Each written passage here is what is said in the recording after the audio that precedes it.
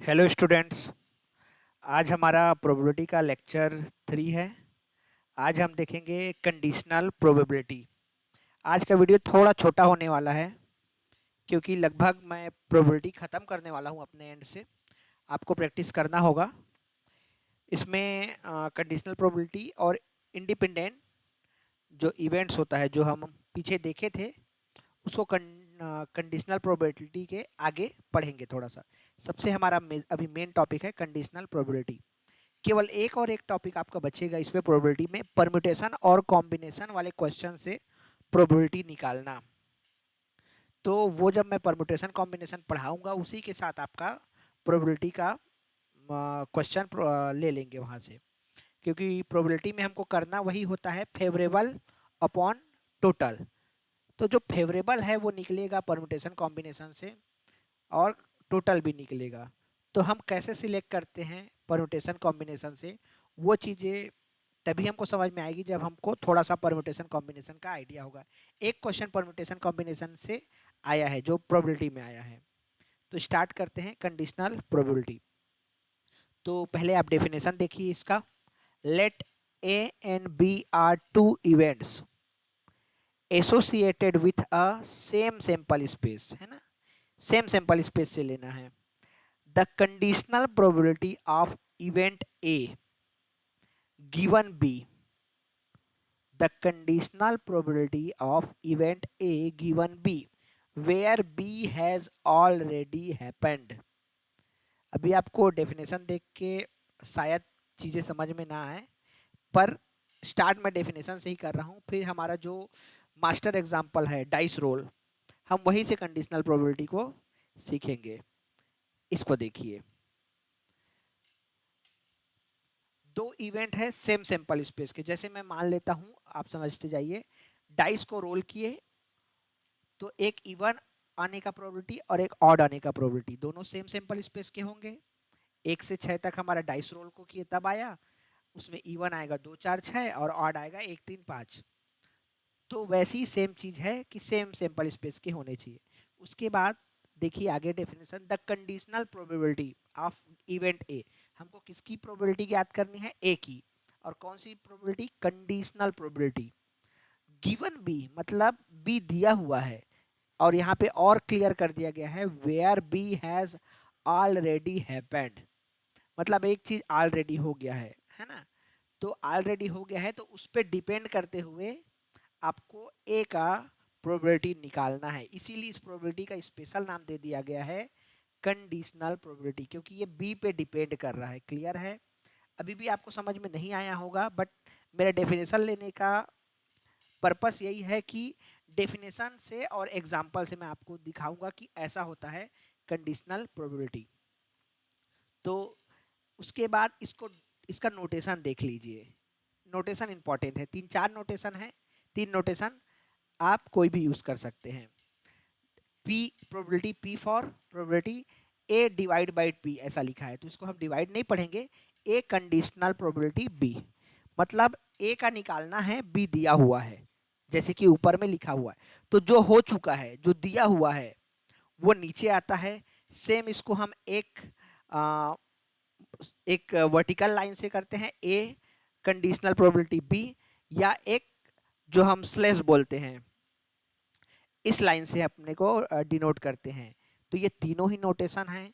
आपके एग्जाम में कोई भी नोटेशन यूज हो सकता है, आपको इसलिए तीनों नोटेशन के बारे में जानना है। उसके बाद ये देखिए, ये फॉर्मूला, अगर आपको कंडीशनल प्रोबेबिलिटी समझ भी नहीं आया तो भी आपका क्वेश्चन बन जाएगा। बस आपको ये वाला जो फॉर्मूला है आपके सामने जो लिखा है वो आपको याद होना चाहिए। इसको हम 3 स्टार देते हैं, 5 स्टार भी दे सकते हैं। यहीं से डायरेक्ट क्वेश्चन बनेगा। प्रोबेबिलिटी ऑफ ए है, ये ए निकाल रहे हैं लेकिन क्या बी हो चुका है।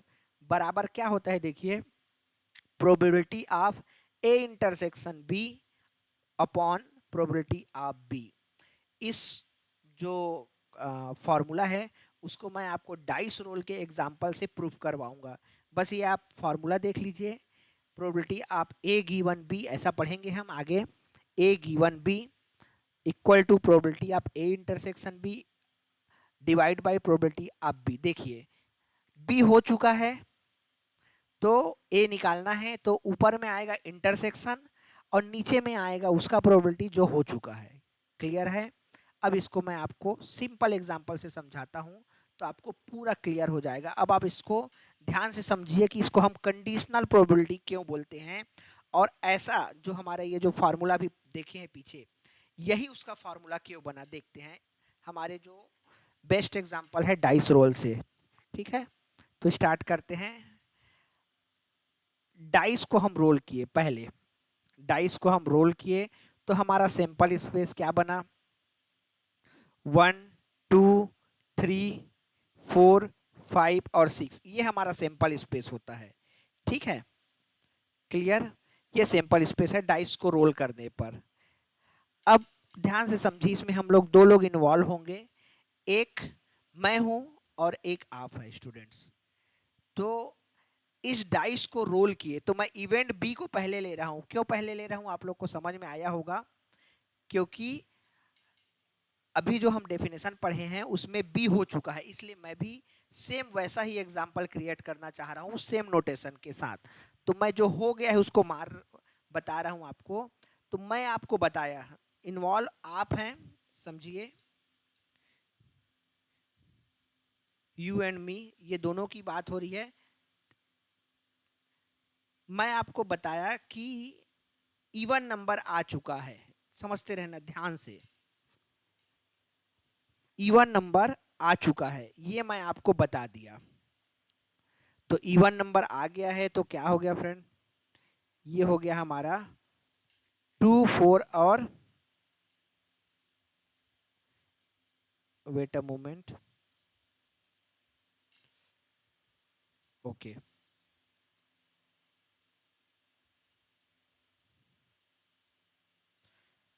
2 4 एंड 6। एकदम ध्यान से समझिएगा, मैं आपको पहले ही बता दिया कि इवन नंबर आ गया है, इवन नंबर का सेट आ गया है जब डाइस को रोल करते हैं, उसको मैं नाम दिया हूं इवेंट बी। अब आपसे पूछा जाता है कि ए बराबर, आपको ज्ञात करना है कि प्राइम नंबर आने की,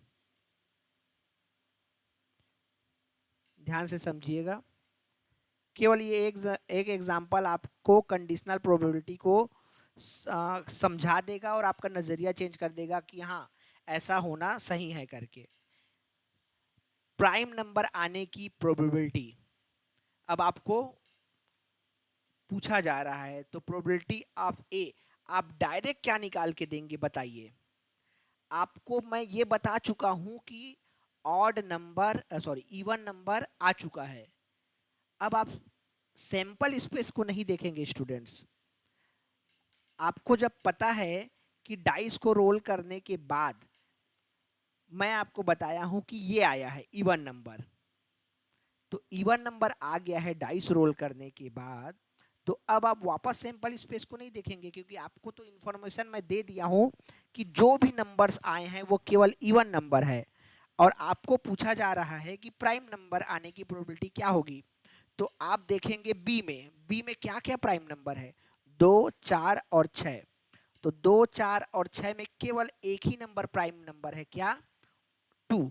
तो टोटल कितना नंबर मिला हमको, प्राइम 1, लेकिन टोटल बी में कितना है, 3 है। तो ये हो गया स्टूडेंट्स डायरेक्ट आंसर किसका, प्राइम नंबर आने का डायरेक्ट आंसर आपको मिल गया यहां से। Probability of A equal to 1/3। Clear है? ये हो गया हमारा प्रोबेबिलिटी ऑफ ए। और इसको अब इसका हम नोटेशन चेंज करेंगे। अब अभी ये पूरा हुआ नहीं है, अब इसका हम नोटेशन इसको क्या देंगे, प्रोबेबिलिटी ऑफ ए ना बोल के अब हम इसको बोलेंगे probability of A given B. Clear है? मैं इसको और अच्छे से लिख देता हूं इरेज करके। इस चीज को आपको समझना है कि क्या मैं सही लिखा हूं या नहीं, क्योंकि मैं किस पे डिपेंड था, बी हो चुका है उस पे डिपेंड था, और निकालना क्या था मेरे को, ए। तो लेकिन मैं बी के हिसाब से निकाला हूं, बी मेरे को पता चल गया था उसके अकॉर्डिंग। तो इसलिए यहां पे मैं प्रोबेबिलिटी ऑफ ए ही है ये, लेकिन गिवन बी या conditional probability of A given B. तो ये आया है आपका 1/3। केवल एक ही एग्जांपल आपको पूरा समझा देगा कि कंडीशनल प्रोबेबिलिटी क्या होता है। अब देखिए स्टूडेंट, इसका हम वेरिफिकेशन करेंगे। कैसे वेरिफिकेशन करेंगे, देखिए हमारा जो फार्मूला है उसको ध्यान से देखिए।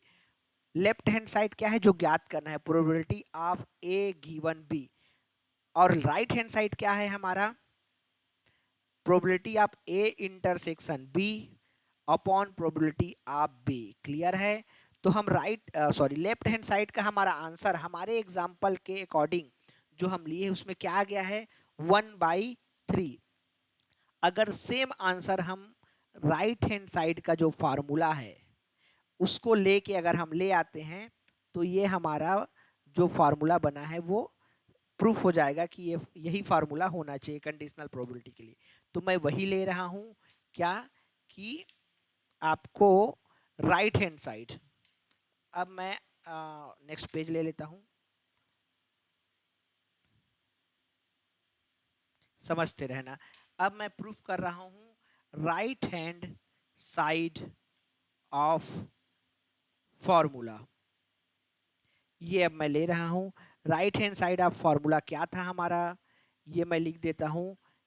राइट हैंड साइड था हमारा probability of A intersection B upon probability of B. Clear है? अगर इसका भी वैल्यू 1/3 आता है तो हमारा जो कॉन्सेप्ट है कंडीशनल प्रोबेबिलिटी का समझने का और जो कंडीशनल प्रोबेबिलिटी का फॉर्मूला है वो सही है, ये हम अच्छे से समझ जाएंगे। तो अब देखिए हमारा जो सिंपल स्पेस था, फिर से देखिए सिंपल स्पेस था 1 2 3 4 5 और 6।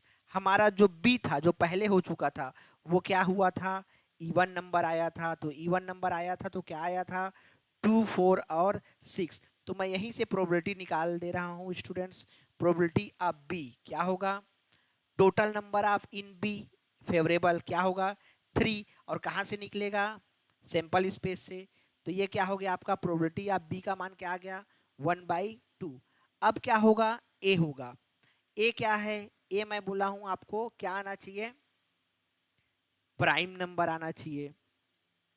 फार्मूला के अकॉर्डिंग मैं कैलकुलेशन कर रहा हूँ। फार्मूला में देखिए राइट हैंड साइड वाले में प्रोबेबिलिटी ऑफ बी काउंट करना था, इसलिए मैं प्रोबेबिलिटी ऑफ बी आपका निकाल के यहाँ पे रख दिया हूँ जो कि 1/2 आया है।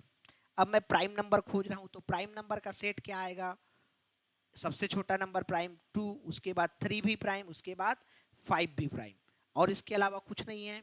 लेकिन हमको प्रोबेबिलिटी किसका चाहिए, फॉर्मूला ध्यान से देखिए ऊपर में लिखा है probability of A intersection B. तो सबसे पहले वो सेट पता होना चाहिए। तो अब हम निकालेंगे स्टूडेंट्स ए इंटरसेक्शन बी। तो ध्यान से देखिए ऊपर वाला ये बी और नीचे वाला ए, दोनों में कॉमन पॉइंट कौन सा है, केवल 2 दिख रहा है। इसमें 3 5 है लेकिन इसमें 3 5 नहीं है। इसमें 4 6 है लेकिन इसमें 4 6 नहीं है। तो केवल कॉमन एलिमेंट क्या हो गया, 1। तो इसका प्रोबेबिलिटी क्या हो जाएगा स्टूडेंट, ए इंटरसेक्शन बी का प्रोबेबिलिटी कितना एलिमेंट है, फेवरेबल 1। और टोटल सैंपल स्पेस से निकालेंगे, है ना, क्योंकि कंडीशनल वाला तो हम देख लिए हैं इसके बाद, इसके पहले के स्लाइड में।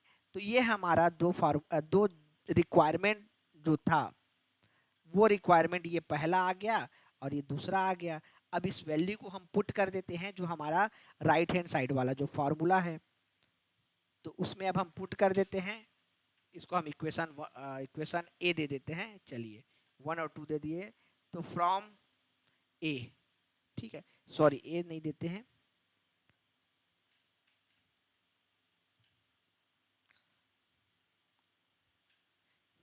इसको हम लिख लेते हैं सीधा फ्रॉम राइट हैंड साइड, ज़्यादा बेटर होगा। From right hand side. अब देखिए फ्रॉम राइट हैंड साइड हमारा क्या था, P probability of A intersection B upon probability of B। तो अब वैल्यू रखते हैं, probability of A intersection B का मान क्या आया, 1/6, और प्रोबेबिलिटी ऑफ B क्या आया है, 1/2। तो ये जब A/B whole divided by C/D होगा तो क्या होगा, ये 2/6 हो जाएगा, नीचे वाला ऊपर चले जाएगा। तो ये क्या आ गया, देखिए 1/3। तो जो हम फार्मूला देखिए 1/3 यहाँ से भी आ गया राइट हैंड साइड से, और हम जो डायरेक्ट कंडीशनल प्रोबेबिलिटी का यूज करके कि इवन आ गया है, अब प्राइम आने का क्या होगा 1/3। तो ये आपको क्या दिखाता है कि जो हमारा फार्मूला कंडीशनल प्रोबेबिलिटी का है वो एकदम सही है, हमको यही पढ़ना होगा। आप इसको सोच के भी देख सकते हैं, पर मैं आपको ज़्यादा इसमें सोचने के लिए नहीं कहूँगा। आप इस फार्मूले को याद रखिए। ये फार्मूला अगर आपको याद रहता है तो क्वेश्चन इजी हो जाएंगे। अभी आपका मेन जो पर्पस है वो है एग्जाम क्रैक करना, एग्जाम में क्वेश्चन करना। तो ये फार्मूला अगर आप रट लेते हैं, याद रहता है, तो इजिली इंडिपेंडेंट कंडीशनल प्रोबेबिलिटी के क्वेश्चन और इंडिपेंडेंट दोनों इसी से रिलेटेड है, वो इजिली हो जाएंगे। प्रीवियस ईयर का एक क्वेश्चन है, आगे के स्लाइड में मिलेगा, उससे आपको कॉन्फिडेंस आएगा कि हाँ हम आसानी से कर सकते हैं, इतना सिंपल क्वेश्चन है। बट उससे पहले अगर आप कंडीशनल प्रोबेबिलिटी के बारे में नहीं जानेंगे, आपको वो कॉन्सेप्ट समझ में नहीं आएगा, तो थोड़ा सा दिक्कत होगा। और उसके बाद एक बार समझ में आ गया तो सिर्फ ये फार्मूला आपको क्वेश्चन करने में हेल्प करेगा। एक सेम एग्जांपल का मैं एक नया वर्जन ले रहा हूँ, इस बार थोड़ा अलग ले रहा हूँ, समझते रहना आप।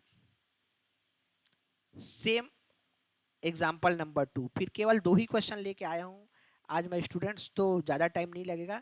फिर से एक बार कंडीशनल प्रोबेबिलिटी को समझिए, है ना। क्या होता है कंडीशनल प्रोबेबिलिटी का फार्मूला, एक बार मैं लिख देता हूँ।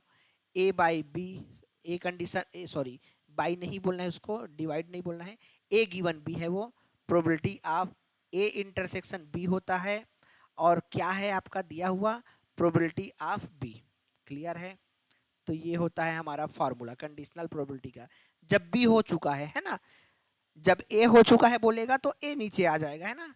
तो वो आपको आगे के क्वेश्चन में, मतलब आगे जब आप करेंगे, जैसा दिया हुआ है नोटेशन आपको ध्यान रखना है। यहाँ पे बी हो चुका है।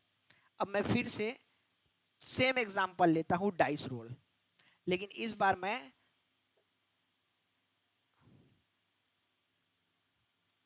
थोड़ा सा चेंज कर रहा हूँ। डाइस रोल करते हैं फिर से। हमारा जो सैंपल स्पेस है वो 1 2 3 4 5 एंड 6। अब समझिए स्टूडेंट्स, बी इवेंट जो हो चुका है, इसीलिए मैं बी को पहले ले रहा हूँ। इस बार मैं आपको बताता हूँ आके, यू एंड मी वाला जो सिनेरियो है हमारा, इसमें मैं आपको बताता हूँ कि आड नंबर आ चुका है ऑलरेडी। तो आड नंबर आ चुका है तो ऐसे में क्या आएगा 1 3 एंड 5। अब सेम चीज, अब आपसे पूछा जाता है कि प्राइम नंबर आने का जो प्रोबेबिलिटी है, प्राइम नंबर का जो प्रोबेबिलिटी है वो आपको ज्ञात करना है। क्लियर है। सेम सीन है, बस इस बार मैं आपको बताया कि इस बार जब डाइस को रोल किया गया है तो ऑड नंबर आए हैं, सारे ऑड नंबर आए हैं। अब आपसे जब क्वेश्चन पूछा जाता है कि प्राइम नंबर की प्रोबेबिलिटी बताइए, तो आप क्या, आपको तो मैं पहले ही बता चुका हूं कि बी में क्या क्या आ गया है। तो आप अपना सैंपल स्पेस पे ध्यान नहीं देंगे इस पे, क्योंकि ये मैं बता चुका हूं कि छोटा हो गया है, ये आ गया है भाई, इतना आया है। तो आप अननेसेसरी जो नहीं आया है उस पे क्यों जाएंगे। आपको तो पता चल गया ना सैंपल स्पेस में से क्या क्या आया है जब इवेंट बी हुआ है।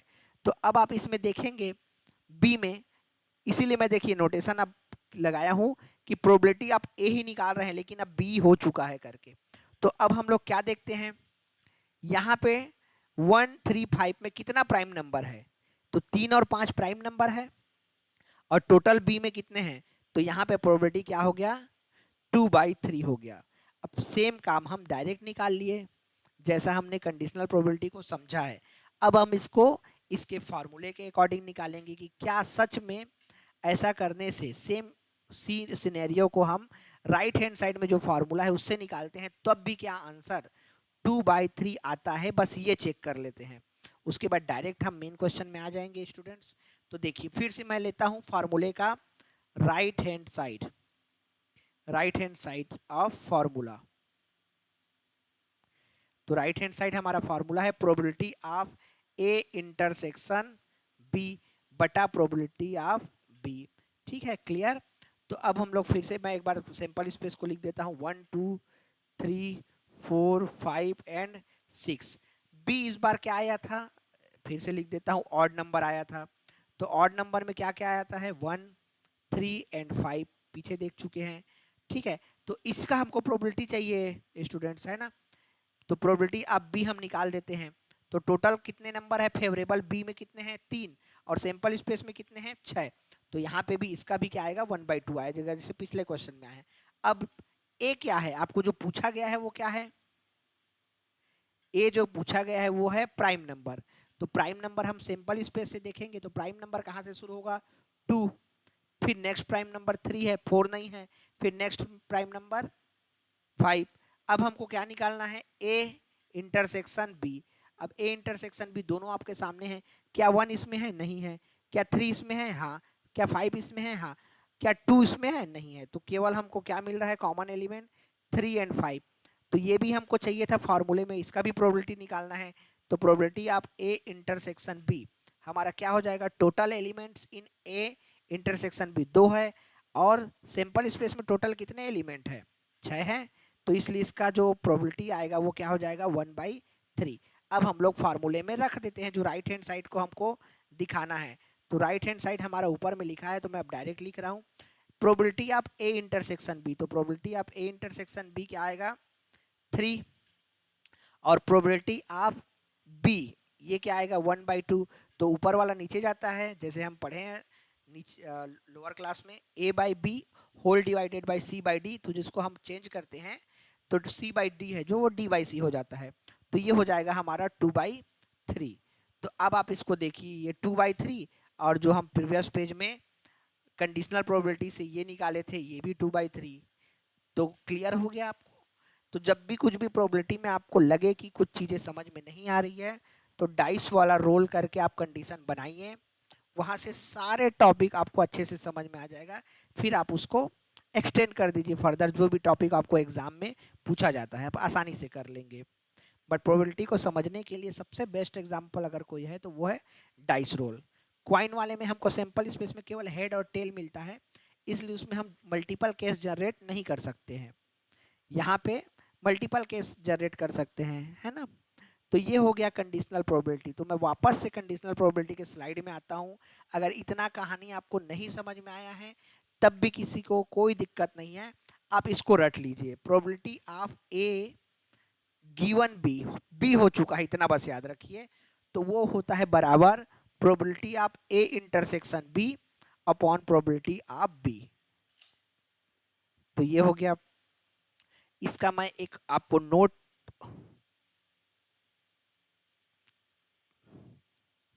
ये हमारा प्रूफ हो गया। एक चीज आपको मैं थोड़ा सा और बताना चाहूंगा। अभी वाला जो केस में था, दो पार्ट में मैं डिवाइड करता हूं इसको स्लाइड को। अभी वाला जो केस था उसमें बी हैपेंड हो गया था, ऑलरेडी हैपेंड था, क्लियर है, ये हैपेंड है, ये हो चुका है। फिर हमको ए फाइंड करना था, क्लियर है। तो ऐसे में फॉर्मूला बना था ए ज्ञात करना है, बी बी हो चुका है। तो क्या बना था formula, A intersection B upon probability of B, जो हो चुका है उसी की प्रोबेबिलिटी, क्लियर है, ये हो गया। इसी का नेक्स्ट चीज है, कहीं पे आपको ये दे दिया है कि ए हो चुका है, ए ऑलरेडी हैपेंड, और आपको बी फाइंड करना है। तो आप इस समय में लिखेंगे कि बी फाइंड करना है गिवन ए। तो ऊपर में तो कोई दिक्कत नहीं है, इंटरसेक्शन में ए इंटरसेक्शन बी ही आएगा, लेकिन अब क्या हो चुका है, ए हो चुका है। तो इसका जो डायरेक्ट रिलेशन है यहीं से होता है, जो हो चुका है उसी की प्रोबेबिलिटी से हम डिवाइड करते हैं। मैं ये नोटेशन अलग से इसलिए लिखा हूँ क्योंकि क्वेश्चंस में जरूरी नहीं है कि हमेशा बी हो चुका है ऐसा आए, कभी कभी ए हो चुका है ऐसा भी दे सकता है, नोटेशन ही तो है। तो आपको समझना है कि जो ज्ञात करना है ऊपर रहता है, नीचे गिवन बी जैसे ये वाले में, और उसी की प्रोबेबिलिटी से हम यहाँ डिवाइड करते हैं और ऊपर में इंटरसेक्शन की प्रोबेबिलिटी आती है, क्लियर है। तो अब हम लोग लेते हैं एक सिंपल सा इंपॉर्टेंट नोट्स, पहले नोट देख लीजिए इसका। जैसे आप लोग को मैं बताया था, याद होगा आपको, कॉम्प्लीमेंट इवेंट्स हम जब पढ़े थे, कॉम्प्लीमेंट इवेंट्स जब पढ़े थे तो एक इवेंट ई है और उसका कॉम्प्लीमेंट इवेंट को हम ई डैश या ई बार से डिनोट करते हैं। तो याद होगा कि probability of E plus probability of E का कॉम्प्लीमेंट हमेशा क्या होता था, 1 होता था। हम इस पे बेस क्वेश्चन भी किए हैं, आप लोग को याद होगा। तो सेम चीज यहाँ भी होती है कंडीशनल प्रोबेबिलिटी में। यहाँ भी देखिए इवेंट ए की कंडीशनल प्रोबेबिलिटी सिंपल स्पेस के साथ और इवेंट ई के कॉम्प्लीमेंट की प्रोबेबिलिटी सैंपल स्पेस के साथ, इन दोनों का सम हमेशा 1 होता है। तो सेम फॉर्मूला है जो कॉम्प्लीमेंट इवेंट के लिए है, वहाँ पे सिंपल, वहाँ कंडीशनल, यहाँ कंडीशनल प्रोबेबिलिटी के केस में है। ठीक है, तो ये फार्मूला आपको याद रखना है, ऐसे नहीं सोचना है कि सिर्फ सिंपल के लिए यहाँ पे होता है, ये दोनों के लिए होल्ड करता है। अब आ जाते हैं हमारे क्वेश्चन की बारी है। केवल मैं तेरे पास 2 ही क्वेश्चन लेके आया हूँ, बाकी क्वेश्चन आप प्रीवियस ईयर के देखिए, अगर आपको और मिलता है तो। एक एक लास्ट टॉपिक स्टूडेंट्स, एक लास्ट टॉपिक, ये छूट रहा था। कंडीशनल प्रोबेबिलिटी आपको समझ में आ गया। इंडिपेंडेंट इवेंट के बारे में आपको मैं एक चीज बताया था, थोड़ा सा डेफिनेशन मेरा बताने का उद्देश्य यही था स्टार्टिंग में कि एक दूसरे पे डिपेंड नहीं करते हैं। समझ जाना, मैं एक लाइन लिख रहा हूँ, कोई भी जो दो इवेंट है वो एक दूसरे पर डिपेंड नहीं करते हैं, बस इसी चीज को समझना है। और कंडीशनल प्रोबेबिलिटी से मैं इसका आपको एक नया रिजल्ट दूंगा जो आपको याद रखना है सीधा। तो एक दूसरे पे डिपेंड नहीं करता है, ठीक है, तो समझते रहिए। हमारा जो कंडीशनल प्रोबेबिलिटी का फॉर्मूला क्या है, हमारा जो कंडीशनल प्रोबेबिलिटी, ये इतना ही लिखता हूं, का फॉर्मूला क्या है, probability of A given B equal to probability of A intersection probability of A, एक minute,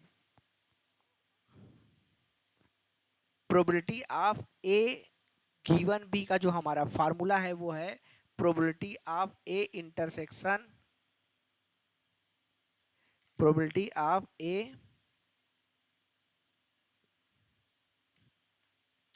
probability of A intersection B upon probability of B. अब फिर से ऊपर जो मैं व्हाइट में लिखा हूं उसको देखिए कि इंडिपेंडेंट इवेंट्स क्या होते हैं जो एक दूसरे पे डिपेंड नहीं करते हैं। तो यहाँ वाले को देखिए, लेफ्ट हैंड साइड को, जो मैं आप जो मैं लिखा हूं, क्या है लेफ्ट हैंड साइड में, probability of A given B. देखिए इसको मैं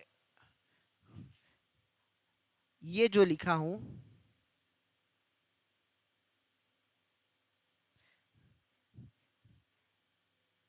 ये जो probability of A given B है उसमें जो इंडिपेंडेंट इवेंट है उसके लिए हम क्या बोलते हैं कि जो दोनों इवेंट है एक दूसरे पे डिपेंड नहीं करते हैं। तो हमको यहाँ पे किसका प्रोबेबिलिटी हम निकाल रहे थे, ए का प्रोबेबिलिटी निकाल रहे थे हम, और किस पे डिपेंड है करके बता रहा है कंडीशनल प्रोबेबिलिटी बी पे, लेकिन हम किसके लिए चल रहे हैं, इंडिपेंडेंट इवेंट के लिए। तो इस probability of A given B का कोई मायने नहीं रह जाएगा, क्योंकि ये सिर्फ क्या बन जाएगा, प्रोबेबिलिटी ऑफ ए बन जाएगा, और राइट हैंड साइड ज्यों का त्यों रहेगा। समझते जाइए फिर से, प्रोबेबिलिटी लेफ्ट हैंड साइड बस को देखिए, probability of A given B, लेकिन हम किसके लिए पढ़ रहे हैं, इंडिपेंडेंट के लिए। तो इंडिपेंडेंट इवेंट अपने अकॉर्डिंग होता है, वो एक इवेंट हो रहा है या नहीं हो रहा है इससे दूसरे इवेंट को कोई फर्क नहीं पड़ता।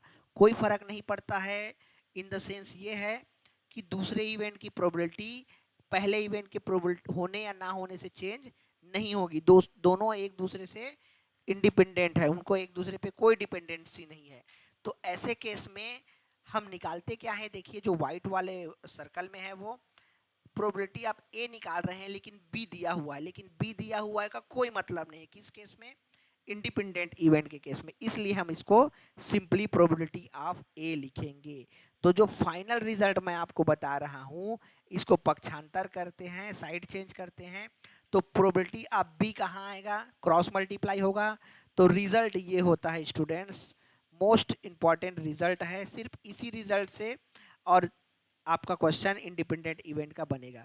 Probability of A intersection B का मान होता है probability of A multiplication probability of B. आप इसको सिंपल सोच भी सकते हैं।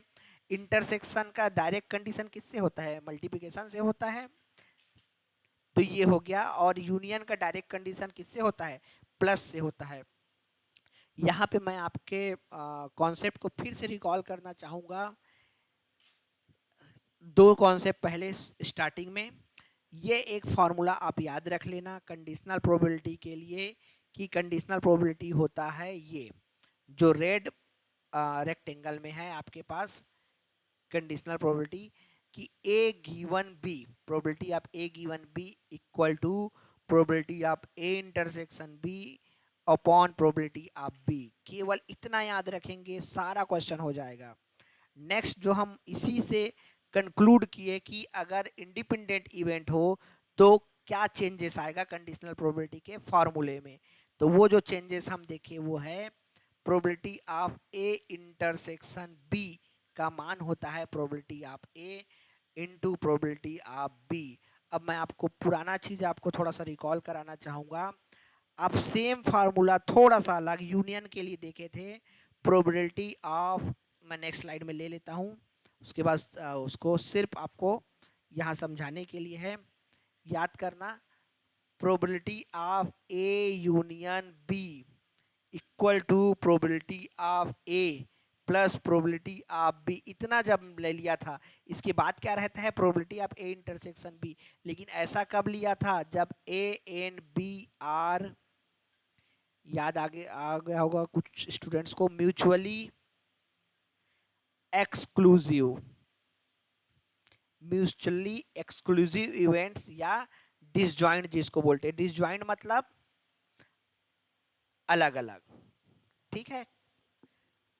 तो ऐसे इवेंट होते हैं तो यूनियन का मान होता है P A plus P B. अब आप एकदम सिंपली लॉजिक लगा सकते हैं, जब एक्सक्लूसिव होता है तो यूनियन प्लस में होता है, और जब इंडिपेंडेंट इवेंट होता है तो इंटरसेक्शन का वैल्यू दोनों प्रोबेबिलिटी के गुना के बराबर होता है, और जब दोनों इवेंट म्यूचुअली एक्सक्लूसिव होते हैं तो यूनियन का मान दोनों प्रोबेबिलिटी के योग के बराबर होता है। ये बेसिक जानकारी आप याद रखेंगे तो आपका क्वेश्चन इजीली हो जाएगा। तो चलिए स्टूडेंट्स, हम लेते हैं पहला क्वेश्चन। हमारे पास क्या है देखते हैं। ये आपका प्रीवियस ईयर का क्वेश्चन है, इसको थोड़ा और बड़ा कर देता हूं मैं।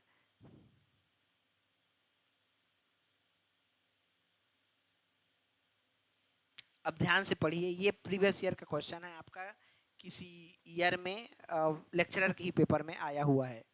If A and B are independent events, if A and B are independent events and P probability of A union B का मान है 9/10 और probability of B का मान है 4/10, then probability of A आपको फाइंड करना है।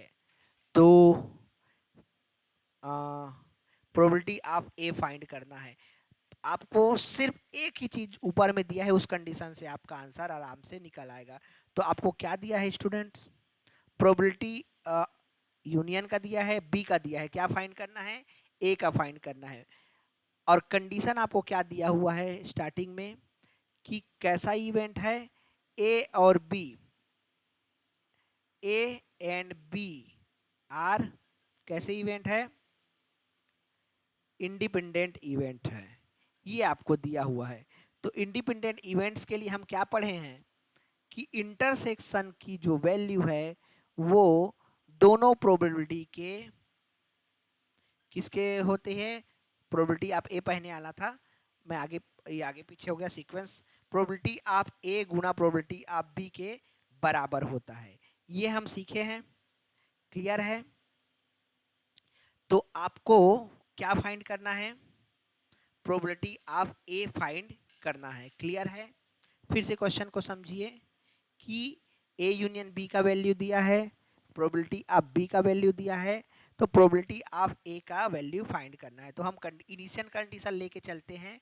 प्रोबेबिलिटी दोनों इंडिपेंडेंट इवेंट है तो प्रोबेबिलिटी ऑफ इंटरसेक्शन का जो प्रोबेबिलिटी होगा वो दोनों के मल्टीप्लिकेशन के बराबर होगा।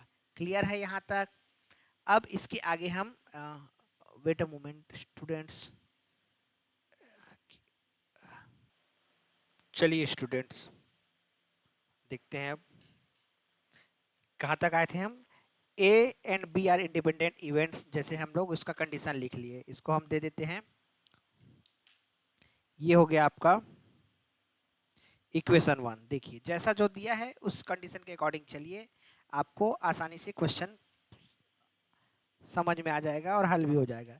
ए union B, A union B दिया हुआ है, हम उसका फार्मूला क्या जानते हैं वो लिख लेते हैं, probability of A plus probability of B minus probability of A intersection B.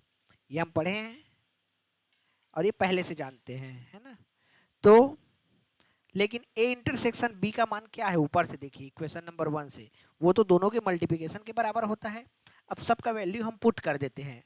Probability of A union B का मान क्या दिया है आपको, देखिए 9/10 equal to probability of A रहने दीजिए, यहां से probability of B, probability of B आपको क्या दिया है 4/10, रखते जाइए जो दिया है, और यहाँ से प्रोबेबिलिटी ऑफ क्या हो जाता है, ये प्रोबेबिलिटी ऑफ ए और प्रोबेबिलिटी ऑफ बी, जैसा कंडीशन है वैसा, ठीक है, क्लियर है। 4/10 हमारा इस साइड आएगा, साइड चेंज करके पक्षांतर करके, तो ये 9/10 माइनस 4/10, तो ये टोटल हो जाएगा 5/10, है ना। ठीक है, नेक्स्ट स्लाइड में कर लेते हैं इसको, या एक बार लिख लेते हैं चलिए। तो ये हो जाएगा हमारा, इस साइड है 9/10, उधर से आ गया 4/10, फिर उसके बाद देख लीजिए मैं लिख लेता हूँ एक probability of A minus probability of A आया है, और उसके साइड में फिर से है प्रोबेबिलिटी ऑफ बी, जो कि हमको दिया हुआ है 4/10। तो मैं ऐसा फिर लिख लेता हूँ, एक बार पीछे के स्लाइड में जाते हैं, फिर आपको समझ में आ जाएगा कि क्या मैंने सही लिखा है या नहीं। तो देखिए 9/10 4/10 इस साइड आ गया, प्रोबेबिलिटी ऑफ ए जो कहते हैं माइनस का साइन है, प्रोबेबिलिटी ऑफ ए है, और प्रोबेबिलिटी ऑफ बी उसका वैल्यू दिया है 4/10 आपके क्वेश्चन में, तो ये हम रख लिए। तो इधर जो लेफ्ट हैंड साइड वाला है हमारा कैलकुलेट होके क्या हो जाएगा 5/10 एलसीएम लेके, तो फिर 5 से 5 कैंसिल आउट होके 1/2 आ गया। यहाँ से हम ले लेते हैं प्रोबेबिलिटी ऑफ ए कॉमन, तो हमारा अंदर में बच जाएगा 1 माइनस 4/10, क्लियर है। तो 1/2 इधर आ गया, प्रोबेबिलिटी ऑफ ए आ गया, और यहाँ पे हम एलसीएम लेंगे और उसको हल करेंगे, तो ये हो जाएगा आपका 10 माइनस 4 मीन्स 6/10, इसको भी हम कैंसिल आउट कर सकते हैं 2 से, तो ये 3 जा हो जाएगा और ये 5 हो जाएगा। तो हमारा जो क्या हो गया 1/2 equal to probability of A is equal to into 3/5, cross multiplication हो जाएगा, तो 5 ऊपर आ जाएगा और 3 नीचे आ जाएगा, तो हमारा प्रोबेबिलिटी ऑफ ए निकल के आ जाएगा 5 ऊपर और 3 नीचे आ जाएगा, 3 इंटू 2 इक्वल टू 6। तो ये हमारा आंसर है 5/6, 5/6 हमारा कैलकुलेट हो रहा है जैसा हमको क्वेश्चन में दिया है उसके अकॉर्डिंग। तो ये हो गया हमारा 5/6। अब ऑप्शन में जाके देखते हैं स्टूडेंट्स की क्या 5/6 हमारे ऑप्शन में है या नहीं है। तो ए ऑप्शन 2/3, देखिए बी ऑप्शन हमारा है 5/3, तो इसका आंसर हो गया बी 5/6, क्लियर है। इंडिपेंडेंट इवेंट्स का क्वेश्चन इससे ज़्यादा और कुछ भी नहीं आएगा, आपको कंडीशन को यूज़ करना है, जो बेसिक फार्मूला है, जो बेसिक फार्मूला है उसको यूज़ करना है, और इजीली आपके क्वेश्चंस हो जाएंगे। अब लास्ट मेरा एक क्वेश्चन है, वो है कंडीशनल प्रोबेबिलिटी पे, प्योर कंडीशनल प्रोबेबिलिटी पे बेस्ड क्वेश्चन है, तो इसका हम सॉल्यूशन देखते हैं। देखिए पहले क्वेश्चन पढ़ते हैं, हमेशा क्वेश्चन एक बार पढ़िए, एक बार नहीं समझ में आता 2 बार पढ़िए, क्वेश्चन लंबा है तो जो डाटा आप पढ़ रहे हैं उस डाटा को एक बार लिख लीजिए, तो इससे आसानी होगी आपको क्वेश्चन करने में, है ना, और मिस्टेक्स कम होंगे। It is given that, question देखते हैं, it is given that event A and B are such that probability of A 1/4 दिया है, probability of A given B 1/2 दिया है, और probability of B given A, देखिए जो मैं नोटेशन दोनों आपको करके दिखाया था ना, जरूरी नहीं है कि हमेशा बी ही नीचे हो कि बी दिया हो, आपको ए गिवन बी पे ही कंडीशन पे भी प्रोबेबिलिटी दिया हो सकता है ना, देन प्रोबेबिलिटी आप बी आपको फाइंड करना है। काफ़ी सिंपल क्वेश्चन है, जो दिया है वो आप लिख लीजिए, जो फाइंड करना है वो अपने आप निकल आएगा, सिंपल डेफिनेशन यूज करेंगे तो देखिए प्रोबेबिलिटी आप ए 1/4 दिया हुआ है, तो मैं उसको यूज नहीं कर रहा हूं अभी, वो दिया हुआ है। सेकेंड वाला देखिए, उसके बाद क्या दिया है, probability of A given B equal to 1/2।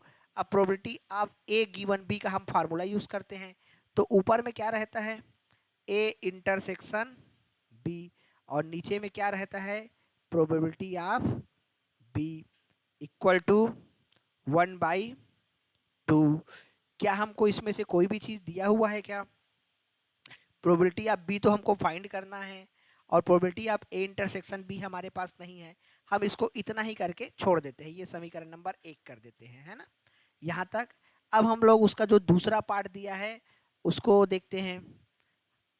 हमारा जो दूसरा पार्ट दिया है, ध्यान से समझिए इसको, हमारा जो दूसरा पार्ट है वो probability of B given A दिया है, तो इसमें क्या हो जाएगा students, probability of A intersection B ही आता है, लेकिन नीचे में क्या आता है, जो दिया हुआ है उसकी प्रोबेबिलिटी, तो प्रोबेबिलिटी ऑफ ए और probability of B given A, ये क्या दिया है आपका 2/3। ध्यान से देखिए, probability of A intersection B हमको मालूम नहीं है, तो एज इट इज रखते हैं। प्रोबेबिलिटी ऑफ ए क्या दिया है, देखिए ये दिया है आपका 1/4, तो 1/4 दिया है, तो यहाँ से हमको क्या मिल जा रहा है, probability of A intersection B की वैल्यू मिल जा रही है, वो क्या हो जाएगा 2/3 इंटू 1/4। क्लियर है, क्रॉस मल्टीप्लिकेशन हो जाएगा तो 2 से 2 कैंसिल आउट हो जाएगा, तो हमको मिल गया है probability of A intersection B की वैल्यू हमको मिल गई है, ए इंटरसेक्शन बी की हमको वैल्यू मिल गई है 1/6। क्लियर है, अब ये 1/6 हम कहाँ यूज कर दे, ये है जो हमारा इक्वेशन नंबर 1 है, इसमें हम यूज कर देते हैं। ठीक है, इक्वेशन नंबर 1 में हम इसको यूज कर देते हैं 1/6 को। क्लियर है, तो नेक्स्ट स्लाइड में ना जाके यहीं पे हम कर लेते हैं इस चीज को, जो हमारा 1/6 आंसर आया है, इसको यहाँ लेके चलता हूँ, जो हमारा 1/6 आया है, तो देखिए यहाँ पे हम इसको probability of A intersection B को हम यूज कर लेते हैं इक्वेशन 1 में। ठीक है, तो हमारा जो प्रोबेबिलिटी बी का आंसर क्या हो जाएगा, देखिए हमारा प्रोबेबिलिटी ऑफ ए बी का वैल्यू हो जाएगा 1 probability of A intersection B, 1 minute, जगह थोड़ा सा कम है, नेक्स्ट स्लाइड में चलते हैं हम, ज़्यादा बेटर होगा, यहाँ से हम हटाते हैं इस चीज़ों को, कैलकुलेशन भी आपको क्लियर होनी चाहिए। नेक्स्ट पेज में चलते हैं, चलिए हमारा जो आया हुआ है वो है probability of A intersection B, और नीचे में है हमारा probability of B equal to आया है 1/2, तो हम प्रोबेबिलिटी ऑफ 2 इधर आ जाएगा, 2 probability of A intersection B, और हमारा प्रोबेबिलिटी ऑफ बी यहाँ चले आएगा, तो 2 इंटू हमारा प्रोबेबिलिटी का वैल्यू क्या आया है, इंटरसेक्शन का वैल्यू में भी 1/6, एक बार और चेक कर लेते हैं पीछे के स्लाइड में जाके, हाँ 1/6, तो 1/6 का वैल्यू हम पुट कर देते हैं यहाँ पे, तो probability of A intersection B का मान है 1/6, तो प्रोबेबिलिटी ऑफ बी का मान क्या आ गया, ये कैंसिल आउट हो गया, तो हमारा प्रोबेबिलिटी ऑफ बी का मान आ गया है 1/3। ये हो गया हमारा कंप्लीट आंसर। ठीक है, तो देखते हैं कि क्या ये हमारे ऑप्शन में 1/3 है या नहीं है। यस है, इस बार भी हमारा 1/3 जो आंसर आया है वो भी बी ऑप्शन है ना। एक बार आप क्वेश्चन का कैलकुलेशन चेक कर लीजिएगा, सिर्फ कैलकुलेशन मिस्टेक ही हो सकता है, कॉन्सेप्ट आपका सही होना चाहिए, तो एक बार ट्राई करना। तो ये 1/3 आंसर है। तो इस तरह से आपका जो कंडीशनल प्रोबेबिलिटी है और इंडिपेंडेंट इवेंट है, एक दूसरे से रिलेटेड टॉपिक्स है ना। तो ये हो गया आपका प्रोबेबिलिटी लगभग कंप्लीट। मैं लगभग इसलिए बोल रहा हूँ क्योंकि एक टॉपिक आपको आगे मेरे को पढ़ाना है, वो है परम्यूटेशन एंड कॉम्बिनेशन, और परम्यूटेशन एंड कॉम्बिनेशन से आपको क्वेश्चंस बनेंगे प्रोबेबिलिटी के, है ना। तो उसके लिए हमको प्रोबेबिलिटी परम्यूटेशन और कॉम्बिनेशन पे थोड़ा सा ग्रिप बनाना होगा, तभी हम उसके क्वेश्चन कर पाएंगे, है ना। और जिनको परम्यूटेशन कॉम्बिनेशन का बेसिक आइडिया है वो बिल्कुल रुके मत, वो अपना जो 10% भाग है प्रोबेबिलिटी 90% खत्म हो गया, आप इतने का प्रैक्टिस कीजिए। इनसे अगर 5 क्वेश्चन आता है तो 4 क्वेश्चन इनसे रहेगा, एक क्वेश्चन हमारा परम्यूटेशन कॉम्बिनेशन के टॉपिक पे बेस्ड प्रोबेबिलिटी का क्वेश्चन रहेगा, है ना। तो इस तरह से आपका कंप्लीट हुआ है प्रोबेबिलिटी। मैं आपको थोड़ा सा रिकॉल कर देना चाह रहा हूँ एक स्लाइड में, केवल एक स्लाइड में आपको हम इंपॉर्टेंट चीज़ बता देना चाह रहा हूँ। सबसे पहले मैं स्टार्ट किया था आपका प्रोबेबिलिटी क्या होता है। तो प्रोबेबिलिटी क्या होता है, आपको देखना है फेवरेबल, और फेवरेबल में कितना, टोटल। ये नंबर जब हम डिवाइड कर देते हैं तो प्रोबेबिलिटी आता है, और फेवरेबल हमेशा टोटल से कम होगा या बराबर होगा। तो इसलिए प्रोबेबिलिटी का मान आप लोग को याद होगा, मैंने ये प्रोबेबिलिटी ऑफ एनी इवेंट ये पढ़ाया था। ये एक मैक्सिमम होगा और उसका वैल्यू 1 से 0 के बीच में होगा। ये चीज़ मैं आपको पहला चीज़ पढ़ाया था। दूसरा चीज़ इंपॉर्टेंट चीज़ आपको पढ़ाया था वो था यूनियन का formula, probability of A union B. ये आपको probability of A plus probability of B minus probability of A intersection B, ये आपको पढ़ाया था। उसके बाद इसी में 3 वाला पढ़ाया था, वो आप याद कर लेंगे, है ना। इसके बाद मैं बोला था कि अगर ए और B, A and B are disjoint, यार जिसको हम बोलते हैं म्यूचुअली एक्सक्लूसिव, जो जो इंपॉर्टेंट है, जो जो फार्मूला बेस्ड है, एक्सक्लूसिव इवेंट्स, ये वाला जो टॉपिक है ये मैं बताया था, म्यूचुअली एक्सक्लूसिव इवेंट्स। तो यहाँ पे क्या हो जाता है, ए यूनियन बी का मान क्या हो जाता है, सिंपल एडिशन में चेंज हो जाता है। क्यों, आप ऊपर से देख सकते हैं इस चीज को आसानी से। एक्सक्लूसिव मतलब क्या हो रहा है, एक्सक्लूसिव मतलब उसमें कोई इंटरसेक्शन नहीं हो रहा है। तो इंटरसेक्शन में एक भी एलिमेंट नहीं है, तो ये जो ऊपर वाला फार्मूला है 2 नंबर का, उसमें से इंटरसेक्शन की वैल्यू 0 हो जाएगी स्टूडेंट्स। तो इसलिए ये फार्मूला बन जाता है म्यूचुअली एक्सक्लूसिव का। क्लियर है, ये इंपॉर्टेंट था। उसके बाद चौथा मैं आपको बताया था कॉम्प्लीमेंट। कॉम्प्लीमेंट में क्या बताया था, इस इन सब में इंपॉर्टेंट और ज़्यादा क्या है, वेन डायग्राम। मैं ये जितना भी चीज़ आपको पढ़ाया हूँ वो वेन डायग्राम के थ्रू पढ़ाया हूँ। तो वेन डायग्राम आपका वेन डायग्राम पे आपका ग्रिप अच्छा होना चाहिए। शेडेड एरिया कैसे निकालते हैं, कैसा करते हैं, वो आसानी से हो जाता है, क्योंकि मैं वेन डायग्राम पे बेस्ड बहुत सारे क्वेश्चन आपको 2-3 क्वेश्चन लगभग कराया था, है ना। प्रोबेबिलिटी आप कोई भी इवेंट है उसका कॉम्प्लीमेंट इवेंट है, उसकी वैल्यू हमेशा 1 के बराबर होती है। इस पर भी बेस्ड मैंने क्वेश्चन आपको कराया है, ठीक है। तो मैं मेजर मेजर जो फार्मूला बेस्ड है उनको आपको रिकॉल करा रहा हूँ, ताकि आप आगे कंटिन्यू कर सके विथ क्वेश्चन लेके क्वेश्चन प्रैक्टिस कर सके, है ना। उसके बाद नेक्स्ट मैं आपको बताया था वेन डायग्राम। वेन डायग्राम आपको एकदम अच्छे से समझना है, मैं उसको लिख भी देता हूँ। वेन डायग्राम तो पहले से ही स्टार्ट हो गया है, आपको अब मेरे को उसको पीछे लिखना चाहिए था कि आपको जो यहाँ पे है ना, सबसे इम्पॉर्टेंट तो आपका जो चीज़ है वो है वेन डायग्राम, है ना। तो यहाँ पे मैं लिख देता हूँ बीच में कि वेन डायग्राम पे आपका जो ग्रिप है वो सबसे पहले एकदम अच्छे से होना चाहिए। बहुत सारे क्वेश्चन वेन डायग्राम से ही हो जाएंगे आपके, है ना। तो ये हो गया यहाँ तक का टॉपिक। उसके बाद हम और कौन सा मेजर टॉपिक देखे थे, ये हो गया कहाँ तक, कॉम्प्लीमेंट तक हो गया। कॉम्प्लीमेंट के बाद हम और क्या देखे थे, एक बार चेक कर लेते हैं। कॉम्प्लीमेंट के बाद हमारा जो और टॉपिक था, एक बार मैं चेक कर लेता हूँ। हाँ, कॉम्प्लीमेंट के बाद हमारा सीधा टॉपिक आ गया, काफ़ी कम टॉपिक है और इस पर अच्छे अच्छे क्वेश्चन बनते हैं। जो आज का टॉपिक था क्या, कंडीशनल। मैं पूरा नहीं लिख रहा हूँ, कंडीशनल प्रोबेबिलिटी। और उसी में तो कंडीशनल का फॉर्मूला मैं पहले लिख देता हूँ, कंडीशनल प्रोबेबिलिटी फिर से लिख देता हूँ, दोनों प्रकार से लिख देता हूँ, फिर से फॉर्मूला आपको रिकॉल करा रहा हूँ, तो ये चीज़ें इंपॉर्टेंट हो जाती है। 1 मिनट स्टूडेंट्स। हाँ, ओके। दोनों टाइप के मैं फार्मूले लिखा देता हूँ आपको। क्या हो रहा है, स्लाइड, हाँ ओके, आ गया। तो प्रोबेबिलिटी ऑफ ए जब बी दिया हो तो क्या होता है, probability of A intersection B तो दोनों केस में होता है, लेकिन क्या दिया हुआ है बी, इसलिए बी नीचे जाएगा। क्लियर है ये एक, ठीक है। जब सॉरी इसको आर नहीं बोलना है, कोई फॉर्मूला तो नहीं है ये, है ना। और जब प्रोबेबिलिटी आप उल्टा बी निकालना हो और ए दिया हो तब भी ऊपर में सेम चीज आता है ए इंटरसेक्शन बी, लेकिन नीचे में क्या आ जाएगा, प्रोबेबिलिटी ऑफ ए। ठीक है, ये हो गया आपका कंडीशनल प्रोबेबिलिटी, है ना। दोनों फार्मूला यूज हो जाता है जैसा एज पर सिचुएशन, है ना। उसके बाद हम लोग इसी में पढ़े थे इंडिपेंडेंट इवेंट, है ना। ये मैं हाफ लिख रहा हूँ। तो इंडिपेंडेंट में जो कंडीशनल प्रोबेबिलिटी है वो क्या हो जाता है, इंटरसेक्शन का मान हम देखे थे वो हो जाता है दोनों प्रोबेबिलिटी के मल्टीप्लिकेशन के बराबर। ये हो गया आपका प्रोबेबिलिटी रिवाइज शॉर्ट में।